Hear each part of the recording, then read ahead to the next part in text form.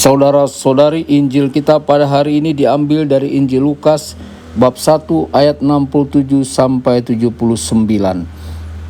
Zakaria, ayah Yohanes, penuh dengan Roh Kudus, lalu bernubuat, katanya, "Terpujilah Tuhan Allah Israel, sebab Ia telah mengunjungi umat-Nya dan membawa kelepasan baginya. Ia menumbuhkan sebuah tanduk keselamatan bagi kita di dalam keturunan Daud hamba-Nya, seperti yang telah difirmankannya sejak purbakala lewat mulut nabi-nabinya yang kudus, untuk melepaskan kita dari musuh-musuh kita dan dari tangan semua orang yang membenci kita, untuk menunjukkan rahmat-Nya kepada nenek moyang kita dan mengingat akan perjanjiannya yang kudus, yaitu sumpah yang diucapkannya kepada Abraham bapa leluhur kita, bahwa Ia mengaruniai kita, supaya kita terlepas dari tangan musuh, dapat beribadah kepadanya tanpa takut, dalam kekudusan dan kebenaran di hadapannya seumur hidup kita.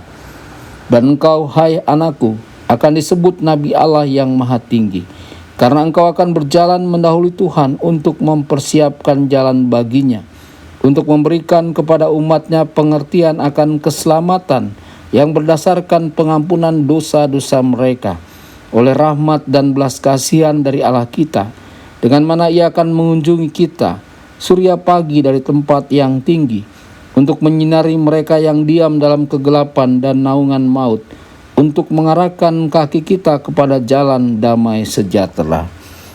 Demikianlah sabda Tuhan. Terpujilah Kristus.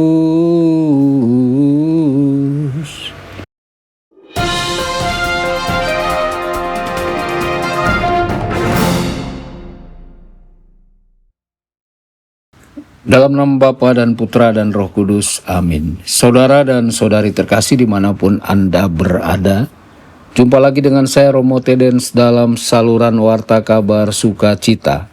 Semoga Anda semua dimanapun berada senantiasa dalam keadaan sehat dan bahagia. Saudara-saudari, di ambang perayaan kelahiran Tuhan kita, gereja mengajak kita merenungkan kembali Madah Zakaria, sebuah nyanyian pujian yang lahir dari hati, yang akhirnya menemukan kembali suara dan imannya. Madah ini bukan hanya sebuah doa indah, tetapi juga sebuah pengajaran bagi kita tentang bagaimana menyiapkan hati menyambut Sang Penyelamat. Ketika Zakaria mengiyakan nama yang ditetapkan Allah bagi putranya Yohanes, seketika itu pula lidahnya terlepas, dan kata-kata pertamanya adalah pujian. Tidak ada keluhan, tidak ada teguran, tidak ada protes, yang hanya adalah pujian kepada Allah. Inilah kekuatan pujian. Ia langsung menempatkan kita dalam posisi yang benar di hadapan Allah, sebagai makhluk yang rendah dan sebagai anak-anak terkasih Bapa. Ketika kita memuji, kita mengingat kembali keagungan Allah, belas kasih-Nya dan janji-janjinya. Pujian melunakkan hati yang keras, menundukkan ego, dan membuat kita mampu membungkuk di hadapan bayi Yesus dalam palungan. Saudara-saudari terkasih, hari ini kita akan merayakan hari Natal pada malam menanti. Marilah kita membiarkan pujian menjadi doa utama, bukan hanya permohonan, tetapi pengakuan akan siapa Allah bagi kita. Zakaria yang begitu lama diam akhirnya berbicara dengan kata-kata profetis. Allah sedang mengutus seorang penyelamat dari keturunan Daud. Dengan kelembutan hati seorang ayah, ia menyambut anaknya sebagai nabi yang maha tinggi, yang akan menyiapkan jalan bagi Sang Mesias. Dan pesan itu juga menyentuh hati kita. Sang Penyelamat sudah dekat. Ia datang sebagai seorang bayi, lemah, tidak berdaya, namun penuh kuasa. Ia datang sebagai terang dalam kegelapan, membawa damai bagi dunia yang gelisah. Saudara-saudari terkasih, Zakaria menubuatkan bahwa penyelamat itu akan memberikan kita pengampunan dosa melalui sengsara, wafat, dan kebangkitannya. Padahal saat itu Yesus bahkan belum lahir, namun rencana keselamatan sudah jelas dalam batinnya. Maka sebelum Natal tiba dalam hitungan jam, gereja mengajak kita mendengar kembali seruan Yohanes Pembaptis, "Bertobatlah." Bukan untuk menakut-nakuti, tetapi untuk membuka ruang bagi kasih Allah. Bukan untuk merendahkan diri secara destruktif, tetapi untuk menerima penyembuhan. Bukan untuk membuat kita malu, tetapi untuk membuat kita bebas. Fajar belas kasih Tuhan kini terbit atas kita. Ia datang menyinari kegelapan kita, kerapuhan, kebiasaan buruk, konflik keluarga dan luka batin.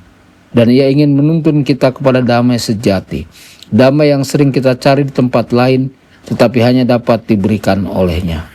Saudara-saudari, menjelang malam kudus nanti, marilah kita belajar dari Zakaria. Pujilah Tuhan agar hati kita menjadi rendah dan siap menyambutnya. Percayalah bahwa Sang Penyelamat sudah dekat, lebih dekat dari yang kita bayangkan. Bukalah hati melalui pertobatan, agar fajar belas kasih Allah sungguh menerangi hidup kita. Tuhan Yesus memberkati Anda semua. Sabda Allah adalah kebenaran. Sabda Allah adalah kehidupan. Mari kita mencintainya, mari kita menghayatinya. Ya Tuhan yang ku muliakan, sabdamu angkat resahku.